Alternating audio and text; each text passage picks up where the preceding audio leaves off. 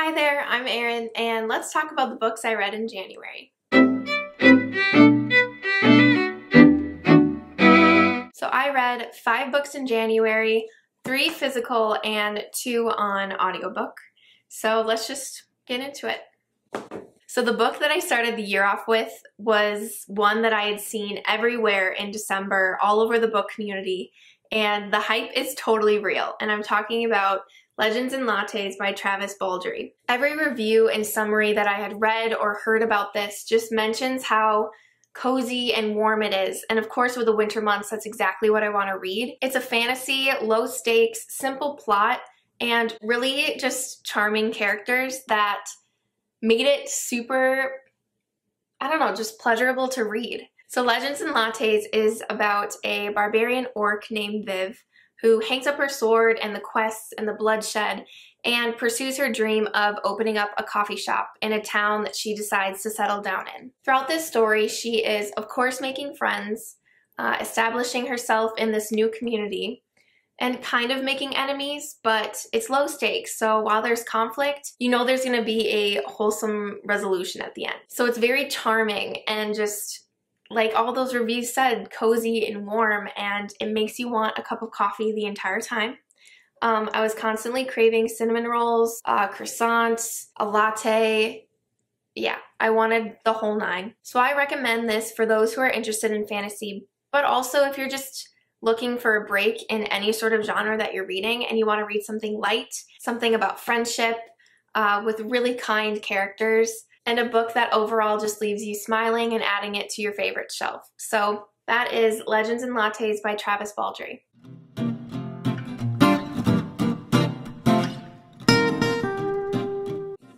Maybe you can see Ani.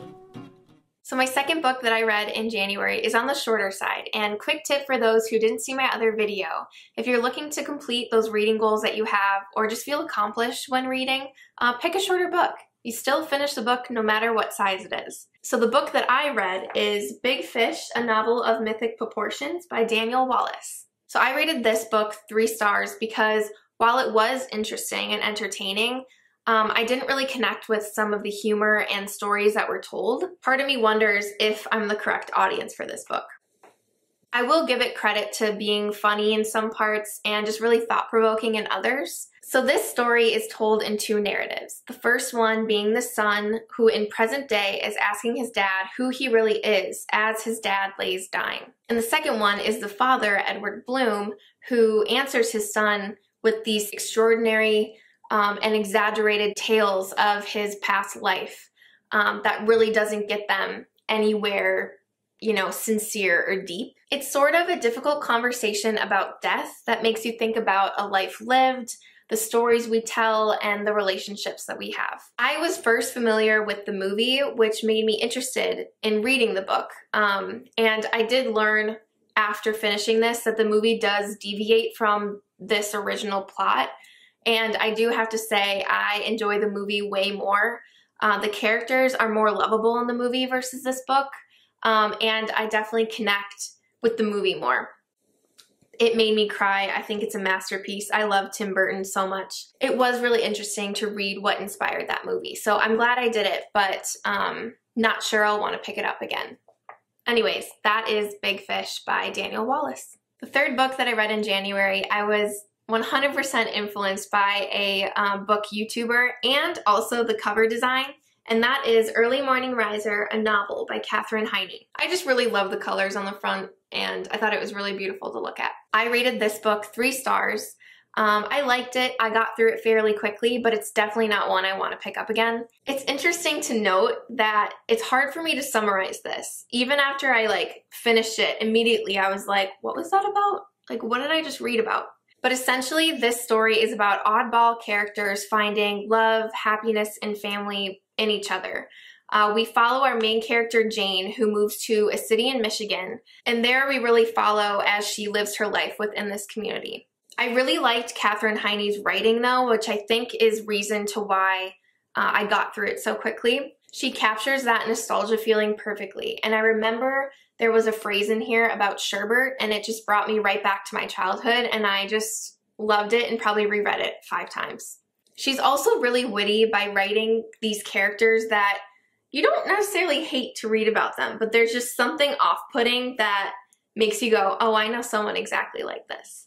There are definitely good parts about this book and her writing. I just didn't really care about the characters enough. But overall, this book left me content. So if you're interested in reading a lighthearted story about a couple of interesting characters, then this might be the book for you. And that is Early Morning Riser by Katherine Heiny. My fourth book that I read is Our Wives Under the Sea by Julia Armfield. And oh my god, I'm obsessed. I rated this 5 stars. It's one that I want a physical copy of when the paperback comes out. I was just so obsessed with this writing. So in this story, Leah returns from a deep sea mission that went wrong, and Miri is not convinced that the person who returned is actually her wife. It feels like a love letter to the sea, the deep, and the unknown creatures within, and really the things that we would do for love. I was just captivated by Julia Armfield's writing. It was romantic, and the characters are really interesting and dynamic, and at the same time, it's suspenseful and thrilling, and then it's also heartbreakingly sad. So like, I feel like I've went through every single emotion possible while listening to this book. If you're someone who likes to read creepy stories, but you're not necessarily creeped out at the end, I definitely recommend this one. If you're just really interested in reading really poetic novels, I definitely recommend this one. Overall, just highly recommend in every single category. But that is Our Wives Under the Sea by Julia Armfield. So I ended the month of January on such a high note by reading Tomorrow and Tomorrow and Tomorrow by Gabrielle Zevin. Just wow, wow, wow, wow, wow. 5 stars. I want this immediately when it comes out in paperback. Overall, just a beautiful, beautiful story. In this, we follow Sam and Sadie over decades as they come together as creative partners in the world of video game design. It's so full of emotion and relates to the conflicts that we face as we get older and try to understand our place and our purpose in this world. It examines identity, disability, and overall connection, to love and to be loved. It was really enlightening to read about the gaming world. I think that no one really takes the time to sit back and understand why video games are so important, and they have been for so long. It's a way to feel immortal and to feel important and to maybe be something or somebody different. This story just captured that beautifully, and the hype that Gabrielle Zevin is getting is totally deserved, and I highly recommend this to honestly everyone. Like, everyone should read this book. And I mean, I can't wait to reread it. So that is Tomorrow and Tomorrow and Tomorrow by Gabrielle Zevin. So 5 books in January. I'm feeling accomplished and of course inspired to read more in the months to come. I hope that you enjoyed my reviews of these books. It definitely helps me grasp what they're about on a deeper level. So I'm sending you all good things wherever you are, and yeah, we'll talk soon. Bye!